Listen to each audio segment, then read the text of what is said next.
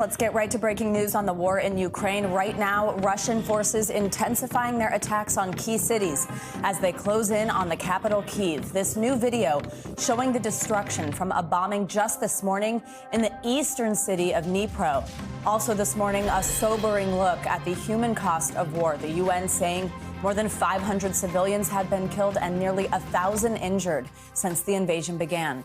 And Ukraine's defense ministry confirming more Ukrainian civilians have died in the war than soldiers. U.S. defense officials say Russia could be just 10 miles from Kyiv city center, showing some progress after being stalled for days. After Ukraine's border, the humanitarian crisis is growing. The UN now estimates 2.5 million people have fled to neighboring countries. Russian army in our village. They shooting, our army shooting. It was a very bad place for living or just staying there. Now Ukraine says it's working to open more evacuation routes out of the hardest hit cities. But yesterday's talks to end the violence ended with no resolution. And later today, NBC News has confirmed President Biden is set to end normal trade relations between the U.S. and Russia as Vice President Harris heads to Romania in a push to show support for NATO allies. We have team coverage this morning with national security analyst Clint Watts, who's tracking the latest moves by Russian troops, and NBC News correspondent Josh Letterman joining us from the Polish capital. But first, let's go to Ukraine and our own Ali Arouzi joining us from the western city of Lviv. So, Ali, it looks like Russia has expanded its military offensive, targeting two cities in the west, as well as the major city of Dnipro in the east. What can you tell us about these strikes, and are there fears that Lviv, where you are, could also be targeted? That's right, Joe. In the early hours of this morning, the Russians widened their attacks and they targeted the central city of Dnipro. Officials there say that there were 3 airstrikes in Dnipro at around 5 a.m. local time. They hit a shoe factory, a kindergarten, and an apartment building, and there's reports of 1 civilian death there. And then, of course, much further northwest, they hit Lutsk and Ivano-Frankivsk. Those 2 cities had not been hit since the first day of the war, so that is the furthest west that they have hit so far in week 3 of this war. And there were 2 airports in that area as well, and that's possibly why they were targeted, that have military facilities. So they are widening their campaign. And of course, the city of Kyiv is under relentless bombardment. The mayor of that city said that in just 1 day, it had been bombed 89 times. Now, of course, there are fears that this will stretch out to Lviv, where we are, further out west. At about 5 a.m. this morning, air raid sirens went off in our hotel. So it is jittery here. Now, Lviv also has a major airport, and it's a big connection to the Western countries that are helping Ukraine. Lviv also has a military aspect to its civilian airport, and it's the only place that hasn't been hit with a military function in this war so far. So it could be a target, but we're watching for developments every day to see how the Russians are progressing and how it will affect the western side of the country. Of course, we're all hoping you and all our colleagues there can stay safe. Ali, I want to ask you about the situation in and around Kyiv. What is the latest on that large Russian military convoy that's been slowly moving toward the capital? How close is it to the capital now? That's right. They seem to be edging forward now. They've moved about 3 miles in the last 36 hours. They're probably about 10 miles out right now. But Kyiv is a fortress city. People have dug in there. It's a city of 4 million people. 2 million of them have left. But people talk about it having decent defenses, a lot of resilience. And so they're waiting for the fight. A lot of people say it's going to be very difficult for the Russians to encircle Kyiv because it's so big and people are so determined not to let the Russians in. But that's going to be one of the most strategic places that Moscow is looking at taking over. And if they do take Kyiv, then what happens to the government there? Does Zelensky stay and fight? Does he move out here west where we are and start a provisional government? So that's a very sensitive point that we're all watching very closely to see what happens in Kyiv over the next few days and how that Russian advance goes. And Allie, those humanitarian corridors that we've been talking about the last few days, they're opening up again today. How have those evacuations been going, especially in Mariupol, which is one of the hardest hit cities right now? That's right. They're talking about, the Ukrainian government is talking about opening up 12 humanitarian corridors today to get people out of some of the hardest hit war zones on the eastern front of the country. Now, as you well know, Joe, the Russians have not honored a lot of those corridors. They've targeted those areas where civilians have been trying to get out of.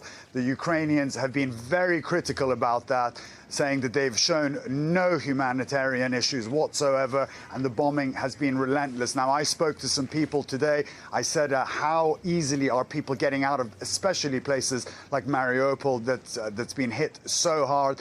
They said, look, their plans are in place, but we just won't know for several hours until those buses are able to make that perilous journey, and we'll know if the Russians have honored a temporary ceasefire to let civilians, women, children, and the elderly out of those very hard-hit areas. Ali Arouzi in Lviv. Ali, thank you so much. Let's get right to Clint Watts now for more on this. He's a distinguished research fellow at the Foreign Policy Research Institute and an NBC News national security analyst. Clint, good morning. So I'll ask you for some of the strategy behind a lot of what we just heard there from Ali. Let's start with those military airfields in the West being shelled for the first time. I mean, this is an area, as Ali just referenced, where he is in Lviv, that's been considered the safer part of the country. What do we know about these targets, and do you think that this is the beginning of a broader push to the west of the country?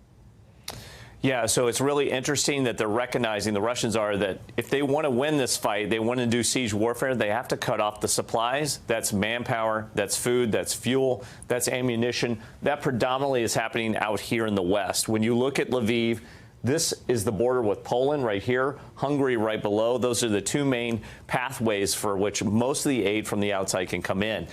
If they can sustain these corridors from Lviv into Kyiv and even into this southern part, that's very troublesome for the Russians. So I think at this point, when they see foreign fighters flowing in, they see weapons flowing in, what you're going to see is the Russians are going to push their airstrikes and particularly their aircraft out here to the west, which is going to be increasingly close to the NATO border. Now, the major central eastern city of Dnipro was also hit for the first time. Tell us about the strategic importance of that city and what we saw there happen overnight. So what we saw last week was, in week one, was breakout towards Mariupol, which is this city under siege, terrible humanitarian crisis. Last week, making a bridgehead out here to Mykolaiv and past Kherson, which they still don't control. By the way, they have riot police there. But separately, we saw them go to the nuclear plant, Zaporizhia, and then try and move towards Dnipro. If they can get to Dnipro, and from the north, you were talking about Kyiv, there's also battles going on here in Sumy, they can essentially cut off the entire eastern half of Ukraine. This is where the Dnieper River essentially runs about like this down through here. Dnipro is a strategic city that sits right on that river, and if they can take that, they'll have taken control of all of the eastern part of Ukraine to some degree. So that's why it's such a significant point. It bridges two of their axes of advance from the east, north, and south. Absolutely, especially when it seems like we've been able to be saying their advance has been stalled. To take over pretty much half of the country would be quite a development. Let's, of course, talk about Kyiv while we have you, something that Joe was just talking to Ali about. So these new satellite images by the U.S., a company called Maxar, they seem to show that this large convoy we've been talking about for quite a while that was headed towards the capital stalled. It was about 40 miles long. Well, it's now dispersed, and it's been redeployed to surrounding towns, other positions. What do those movements tell you? I mean, does that mean it's closer to an attack? Does that mean that was because of those issues they were having? Is this better news, or is this concerning? I think it's somewhat concerning, but we shouldn't get too worried yet because the Ukrainian military has done so well. I think that's what you saw yesterday. So the convoy, which was essentially in this area, they're repositioning. That's kind of what you can see from this red, trying to move to the west. If they can take this western area here, this would cut off a lot of the routes into Kyiv. Same concept, shut down the resupply. But this is heavily contested, and they're taking major losses at times. What we're also seeing, though, is that axis from Sumy, the other one from Kyiv, coming down from the north. And when you look at this axis here, there's some remarkable video. Brovary is this area right here. A Ukrainian drone did a massive strike yesterday on this convoy. Incredible damage.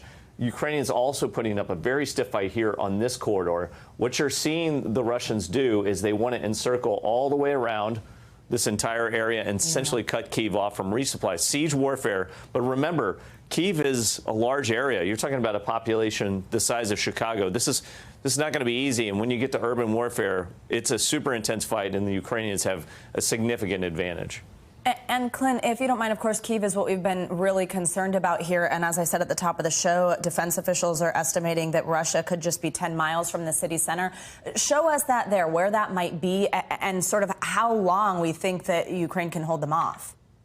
Yeah, so it's interesting. You're seeing forces very close in. You see Hostomel right here. You see them in this area. You see them advancing almost in single file through these corridors. Then out to the west, you see them taking up what these would be called strategic blocking positions, essentially trying to take up those highway corridors so that they can stop any sort of logistics moving back and forth. Even with all of this, if there's anything I can emphasize, in urban combat, it's very slow moving. You might take a block a day. Wow. This could easily go on 1 to 2 months just in terms of them encircling and trying to advance on the city center. And as long as the Ukrainian military keeps putting up the same fight and they can keep being resupplied, this can go on for a very long time. Wow, a block a day. Clint Watts, we so appreciate your analysis every morning on this. Thank you. Thank you. Vice President Kamala Harris is wrapping up her trip to NATO's eastern flank today. The White House is trying to ease concerns about Russian aggression in the area. This morning, Vice President Harris met with American troops in Poland as the war rages on right next door in Ukraine. NBC News correspondent Josh Letterman joins us now from the Polish capital, Warsaw. So, Josh, what did the Vice President say to the troops, and what's next on her agenda? Well, Joe, Vice President Harris, just before leaving Poland on her way to Romania, had a chance to meet both with U.S. and Polish troops. Those American troops coming from California, Puerto Rico, as well as Fort Bragg in North Carolina. Some of them had just gotten to Poland a week ago, as President Biden has been pouring more troops into Europe to try to shore up NATO's defenses. And Harris had this message for the troops when she met with them just a little while ago. Take a listen. For us as nations that are grounded and founded in certain principles, including the importance of sovereignty and territorial integrity. And that's what's at stake, as much as anything, in terms of Russia's reinvasion of Ukraine. Harris now in Bucharest, Romania, where she is expected to meet with Romanian leadership to send a similar message of support to that nation, also experiencing an influx of refugees from Ukraine and having their own concerns about potential aggression from President Putin. That will be her last stop before the vice president heads back to Washington, where, of course, she's expected to brief President Biden about her meetings here in Europe. Yeah, Josh, let's talk more about Romania, which, a little history here, like Poland, was a former satellite state of the Soviet Union. They're worried about Russian aggression, as you mentioned. So what is the vice president telling the leaders of these countries about that? Well, she had a message that will be very familiar to NBC News chief NATO policy wonk Savannah Sellers, who has been all over this story for weeks now. She sent the message that the U.S. is going to do everything it can to defend its NATO allies. That Article 5 commitment we've spoken about so many times on this show before. Here's the way the vice president put it. The United States' commitment to Article 5 is ironclad. The United States is prepared to defend every inch of NATO territory. The United States takes seriously that an attack against one is an attack against all.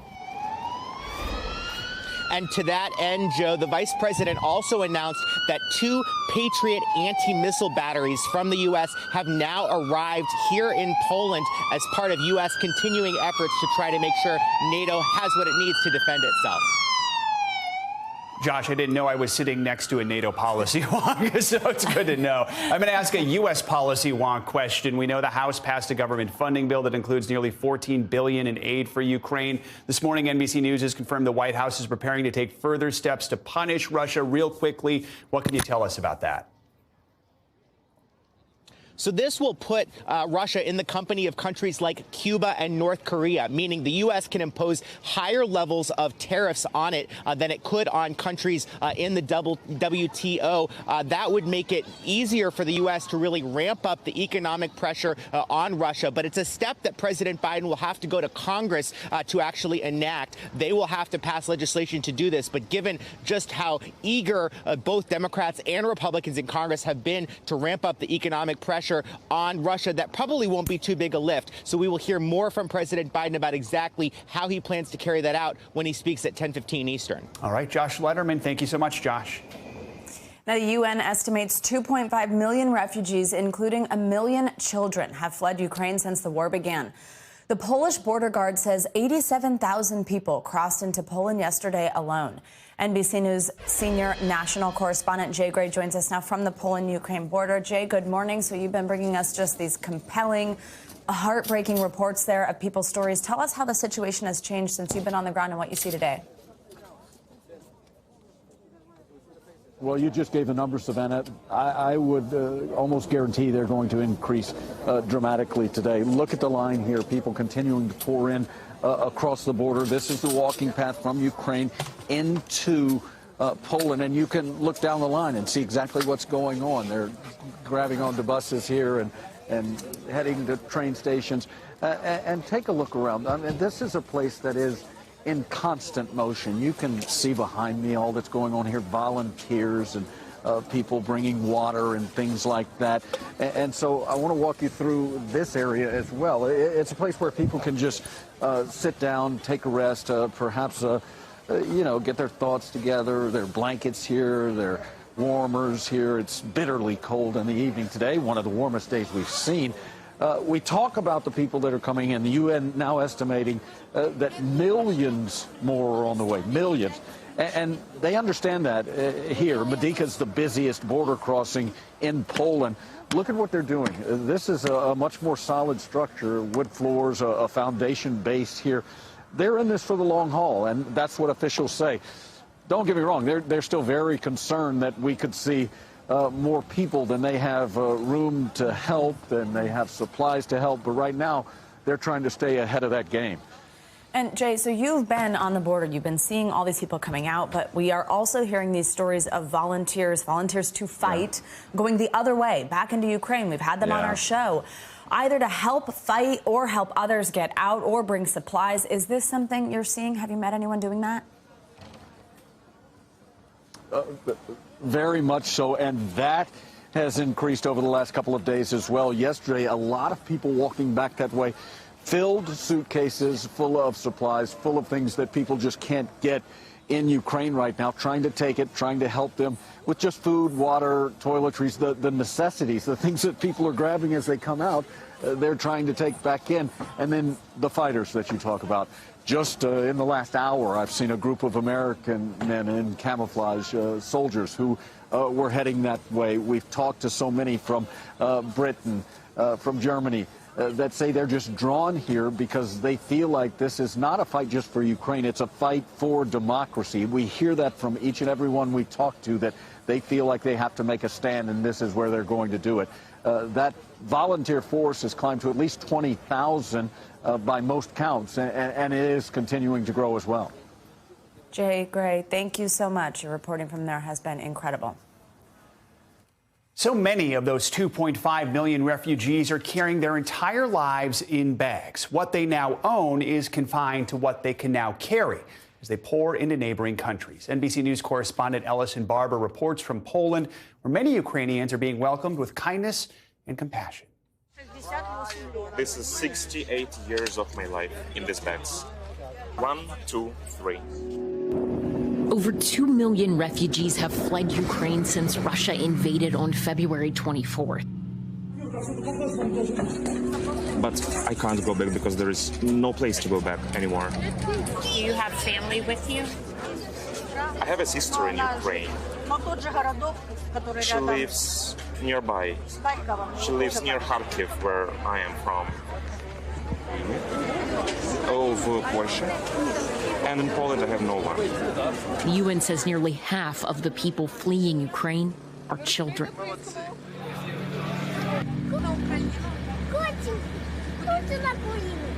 I have my mother, have a little sister, dog, and father says that we must go to the Poland because it's too dangerous to stay in Ukraine. With your little sisters, what did he say to you? That I must protect them and protect all family and be strong. I'm very upset that my dad left and our family split up. How old are you? 15. People are fleeing from every corner of Ukraine and pouring into neighboring countries by the thousands. What are your friends saying to you? I mean, what is it like right now to be a teenager in Ukraine? Well, like they really hate Russians a lot. Like they came, like Russians, they came to occupy another country. Like they are really angry with Russia, and of course they are also scared.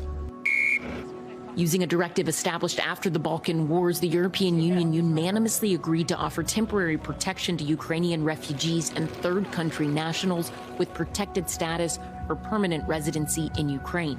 It gives Ukrainian refugees access to housing, education, other social welfare programs.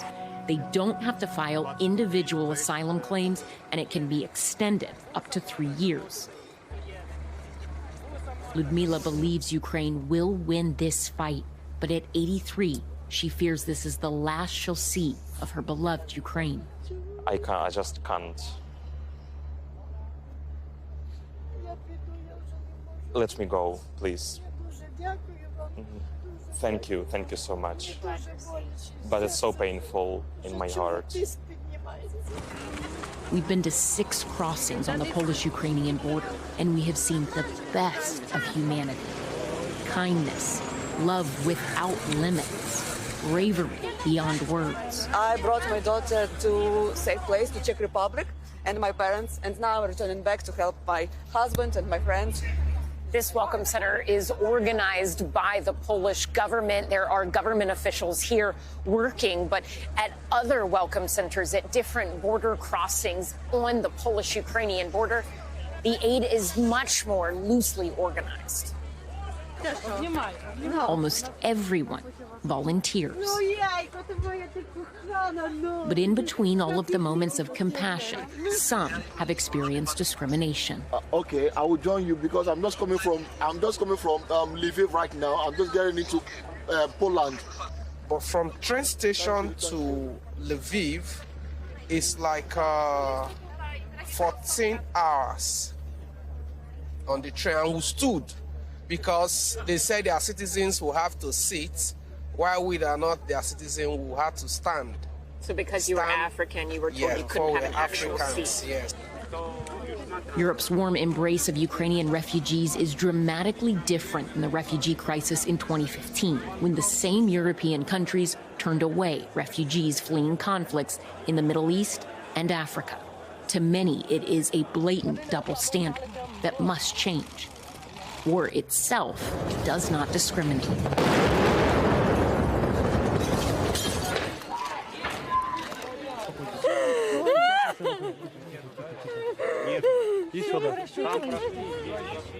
Eight-year-old Angelina is trying to stay warm as her mother figures out where they'll go next. They just made it to Poland. Her brother and father stayed in Ukraine to fight. You're very brave. Did you know you were so brave? Ти знаєш, що ти дуже смілива? Yes, I am. What do you want other kids who are watching this to know?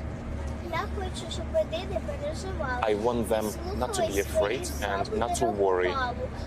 I want them to listen to their parents because their parents love them more than anyone else. All right, thanks to Ellis and Barbara for bringing us so many of those stories there at the border. Thanks for watching our YouTube channel. Follow today's top stories and breaking news by downloading the NBC News app.